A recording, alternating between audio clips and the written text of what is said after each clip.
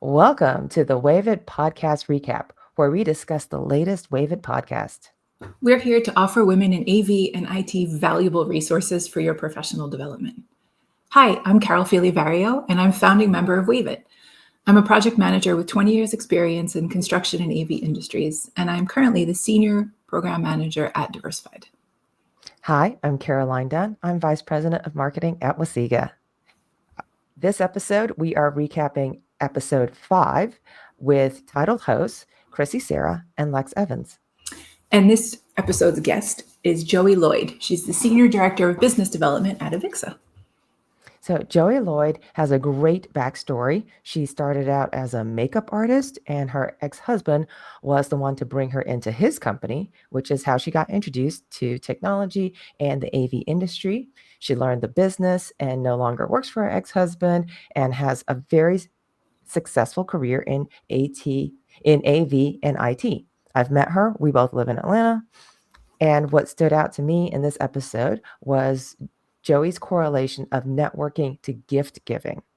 As someone who can be shy about networking sometimes, I love the metaphor of gift giving. Yeah. And sometimes I go to networking events, and sometimes I'm not looking forward to that networking event, kind of like a dentist visit. So let's play the clip right now. I treat networking as gift giving in a sense. Sure. I talk about this, I talked about it a lot when I was in marketing as well. We give gifts, right? And that can be a gift of information. It can be a gift of connection. It can be a gift of good content. It's really being there to meet with people and get to know them and being able to refer back to something like, oh, you know what? I met you and you do this and you should meet so-and-so over there. Okay, that was the clip. Now, I made a couple of notes from that clip, and then we're going to kind of recap. Treat networking like gift giving. Give them a gift of information. Give them the gift of connection. Give them the gift of good content. Carol, tell me about how you feel about networking.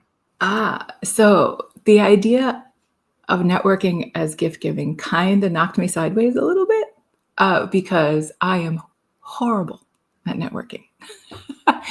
I am 100% introvert.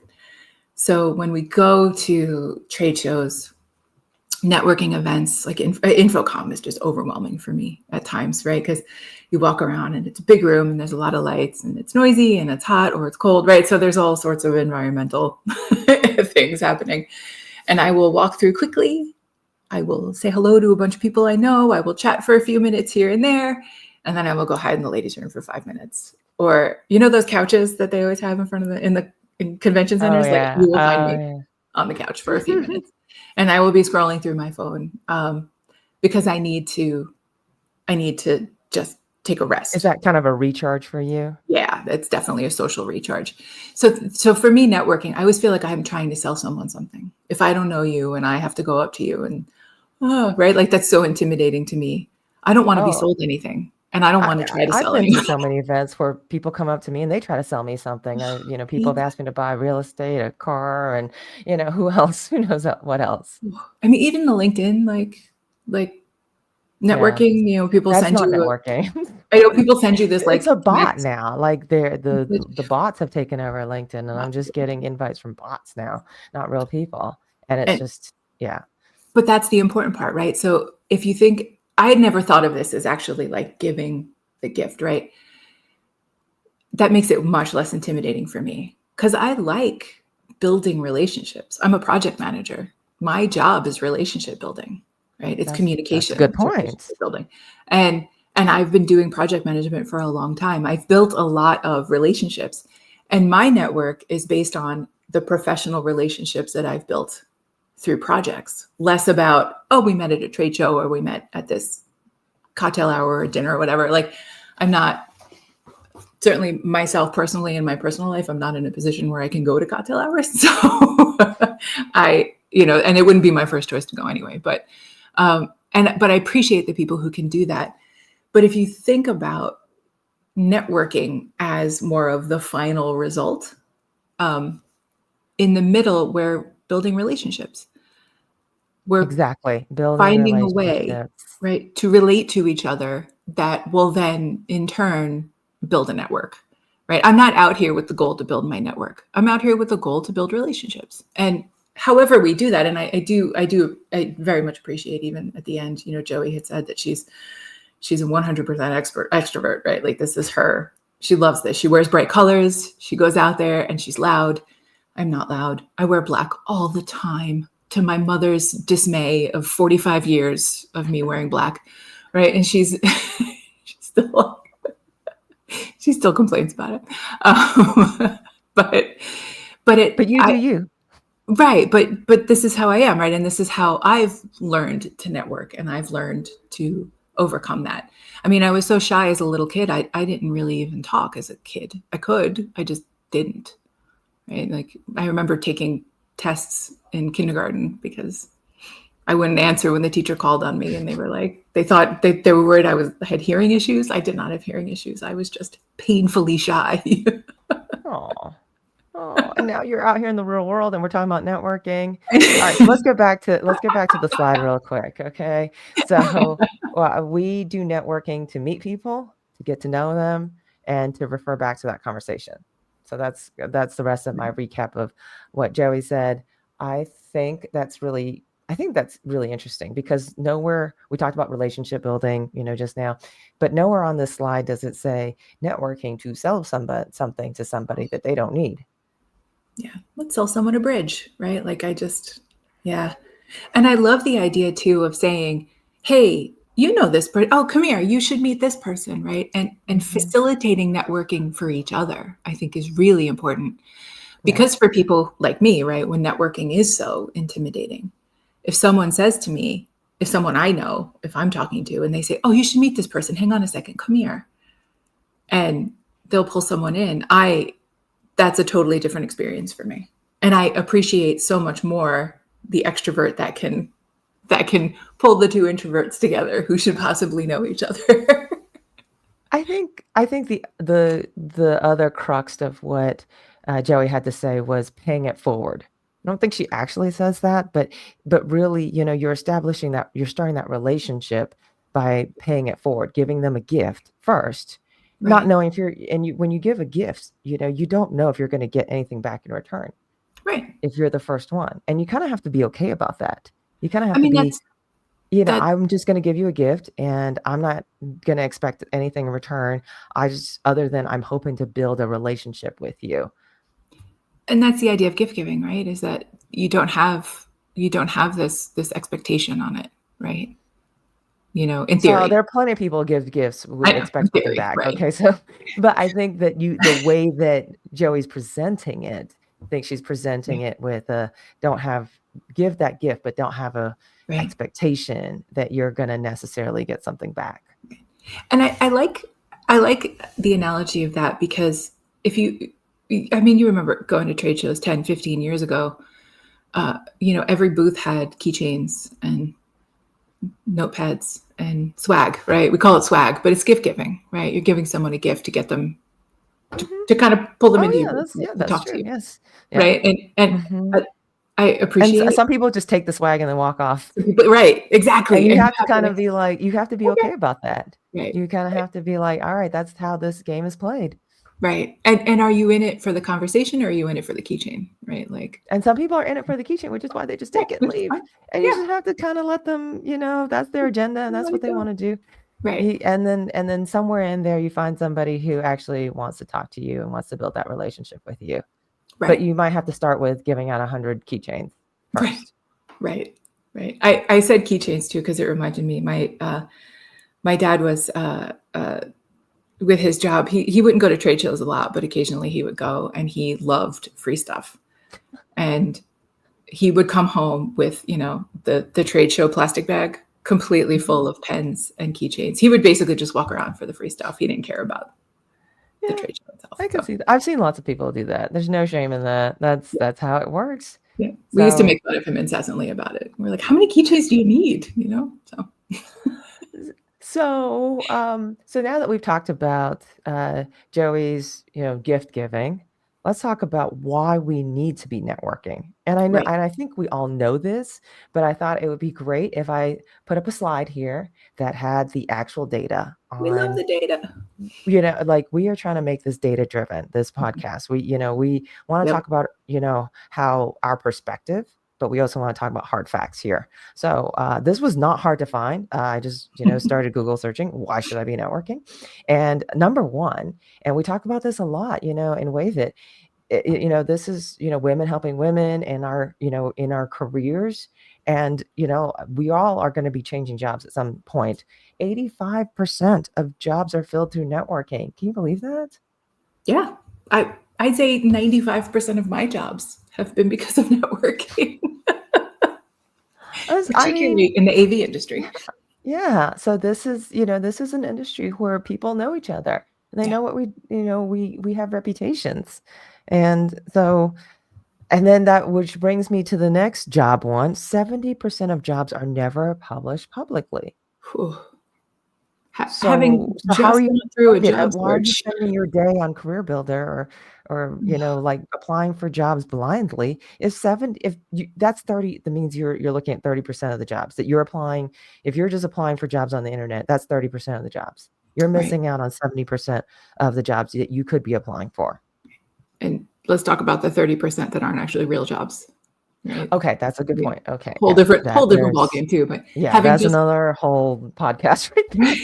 having just come off a job search, it's That's true. it's Mhm. mean out there if you don't have people. Right. It's So the it's a the mean job world. I'm in right now was never published publicly. Right. So that's the reality of the situation. You want to, a lot of hiring managers are, I want to pick somebody. I want, I don't want to post this and get a bunch of applications. I want to work my network and get somebody, I know who I know who I know. Yeah. And I Um, don't want to go through 1,500 applications. Does anyone have anyone who knows some? Yeah, I mean, right. So yeah. yes. And 75% of customers either require or prefer in-person meetings. Explain that That's one.